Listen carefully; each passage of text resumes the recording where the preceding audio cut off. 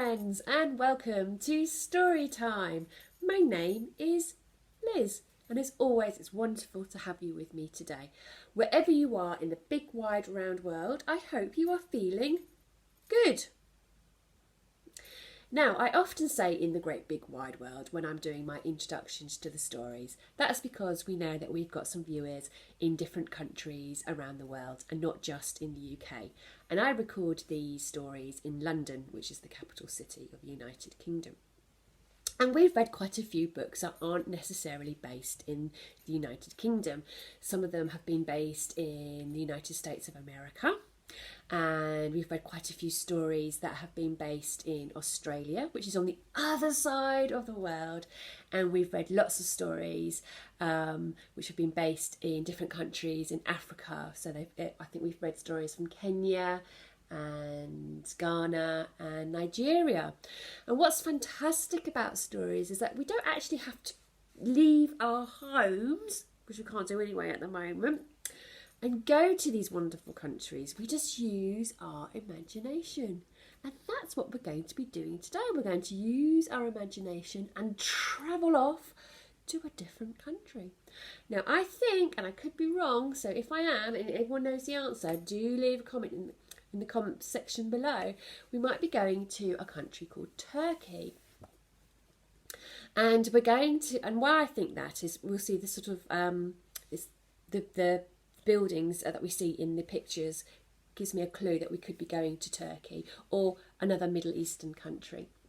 We're going to be reading all about this chap here and this chap here.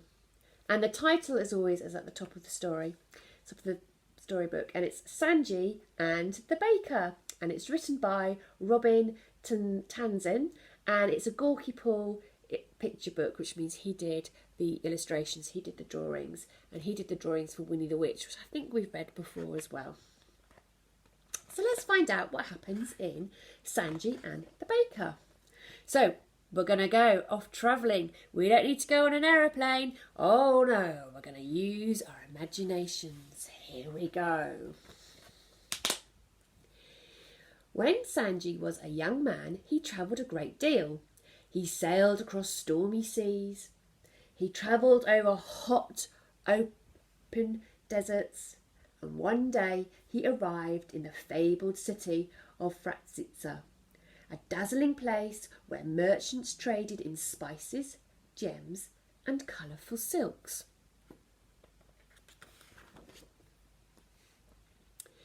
Sanji decided to stay there for a while. He found a room that suited him perfectly. It was small, simple, but quite cosy. Best of all, it was above the baker's shop. In the morning, Sanji awoke to a delicious smell wafting up from the bakery. Oh, dark, crusty bread, hot from the oven, warm, sweet rolls filled with juicy currants, and crunchy biscuits covered in sesame seeds. Oh, it's making me feel hungry.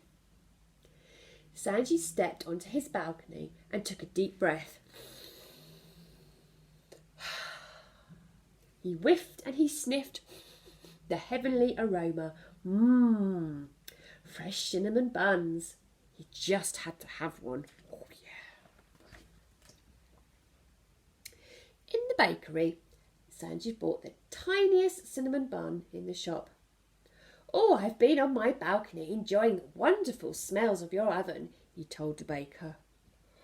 Oh, you have you? Growled the baker. He narrowed his eyes and he glared at Sanji. Oh dear. That evening, when Sanji came home, he stood on his balcony to inhale the lovely smells that arose from the bakery.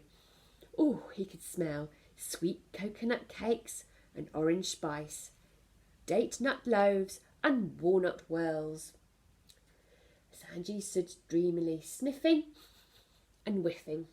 He didn't see the baker staring up at him. This went on for many days. Suddenly, one evening, the baker banged angrily on Sanji's door. "Thief!" he cried. "You are stealing my smells." Sanji was astonished. "What are you talking about?" he asked, opening the door. "Don't think I haven't seen you standing on your balcony, whiffing and sniffing," shouted the baker. "You smell my bread every morning. You smell my cakes every evening. I must be paid for those smells." "Oh, nonsense," said Sanji. "Those smells come up here by themselves. I haven't stolen anything from you."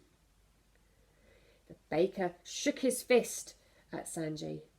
"So you refuse to pay? Then I'll take you to court. The judge will see that I get my payment."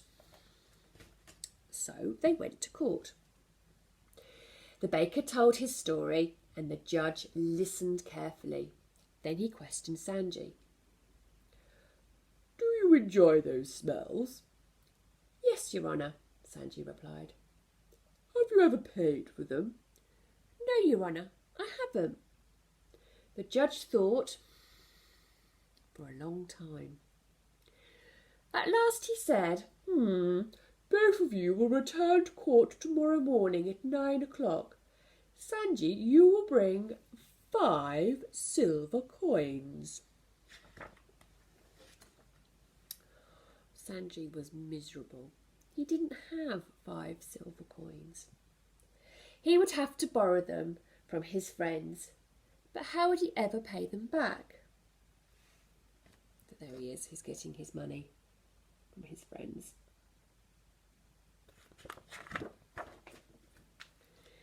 The next morning at 9 o'clock, the judge entered the courtroom. Sanji stood quietly with his head bowed. The baker was there too, grinning and rubbing his greedy hands together. The judge spoke first to Sanji. "Have you brought the silver coins?" "Yes, Your Honour," he answered in a whisper. The judge took a large copper bowl and placed it before him. He told Sanji to throw the coins one at a time into the bowl. To the baker he said, "Now listen carefully." The first coin clinked into the bowl. The second coin tinkled beside it. The third coin clattered. The fourth coin clanged. And the fifth coin rattled onto the pile. The judge turned to the baker. "Did you hear those coins clatter and clink?" "Oh, yes, Your Honour," replied the baker, looking hungrily at the bowl of coins. "And did you enjoy the sound of the rattle and the clang?" asked the judge. "Oh, yes, I certainly did," cried the baker.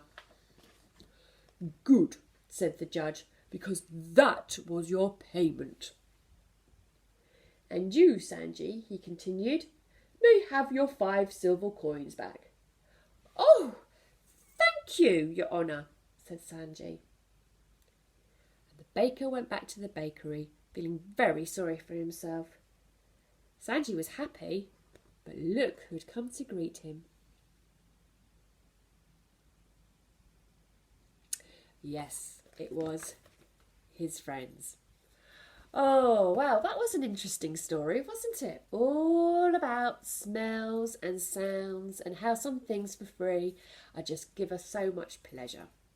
Well, I do hope that you enjoyed the story, and until we meet again, remember, stay safe, look after one another, and keep smiling. Bye for now.